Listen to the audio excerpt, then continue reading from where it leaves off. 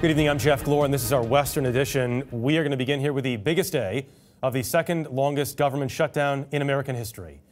In his Oval Office address tonight, his first, President Trump made his case for a border wall. He wants billions for it to stop uncontrolled illegal immigration, to end what he calls a crisis of the heart and crisis of the soul. Democrats remain firmly opposed. Without a deal, the government remains partially closed, with 800,000 federal workers affected.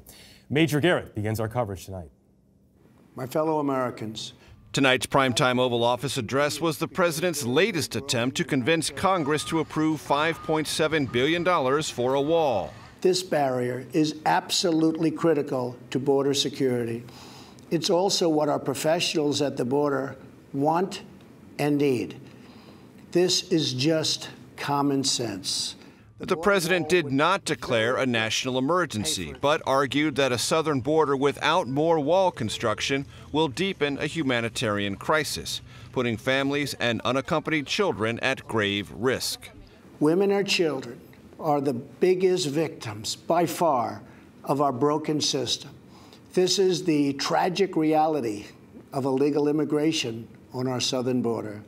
This is the cycle of human suffering that I am determined to end. This morning, we sat down with Vice President Mike Pence. So it sounds like $5.7 billion is not negotiable. We're at $5.7 billion. We've been engaged in good faith negotiations, but negotiating is a two-way street. Pence blames Democrats for refusing to negotiate on wall money until the government is reopened. Why can't the rest of the government, unaffected by DHS, Department of Homeland Security funding, be funded and then deal with this issue separately?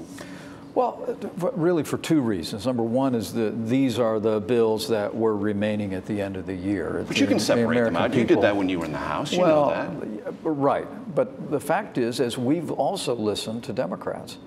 Pence points to a request for $7 billion for humanitarian aid, additional immigration judges, and detention facilities, something he said Democrats have supported in the past. The Democrats are not negotiating. So this is never going to end? That's a disservice to the American people. So this is never, how does this end? What the American people expect us to do can you describe how it ends? Is to take the facts to them, offer solutions as the president has done to address this crisis on our southern border.